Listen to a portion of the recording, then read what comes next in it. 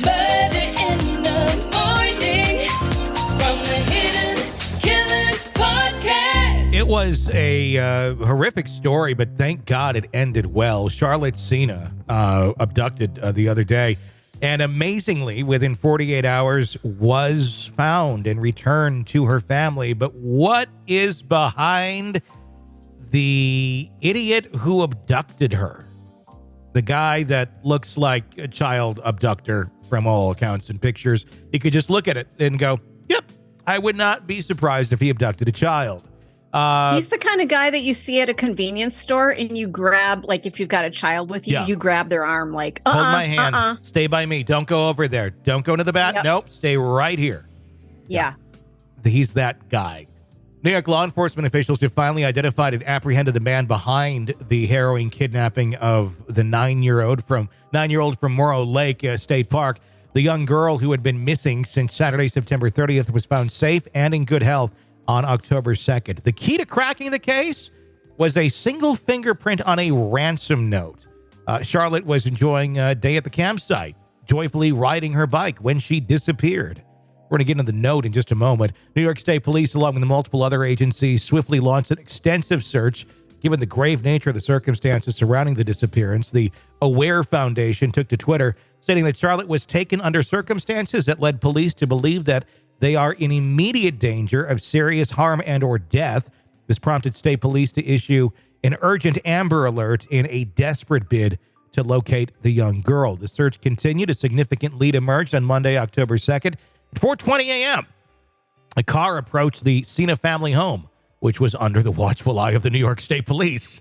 Given the gravity of the situation, with Charlotte's parents already at the campsite, heavily invested in the search for their beloved daughter, the mysterious car drove up to the family mailbox. A man was seen depositing something before making a hasty exit.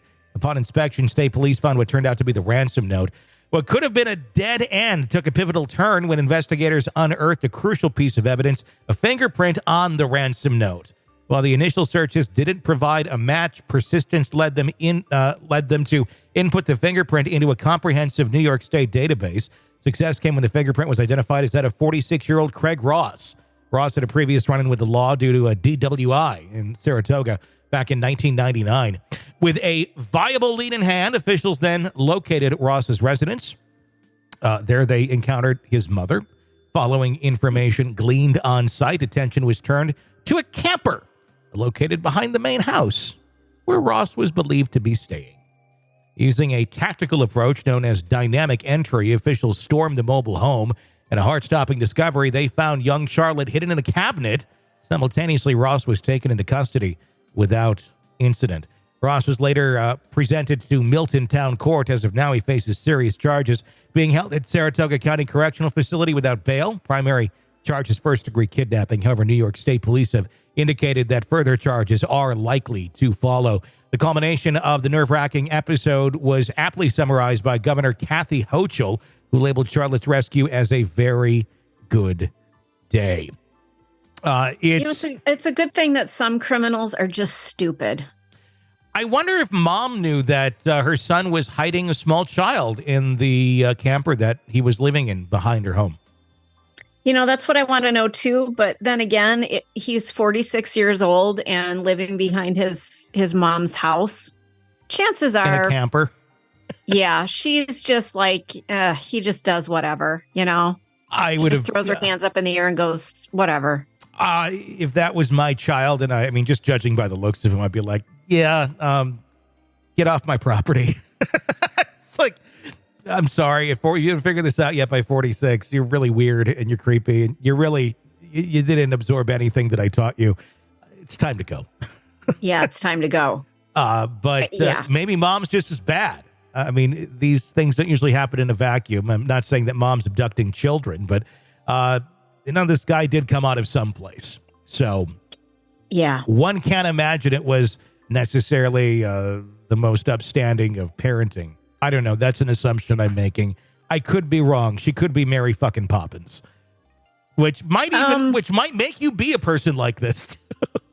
Well, that's probably true. Mom's a perfectionist and he just can't do anything right. That's a possibility as well. Yeah.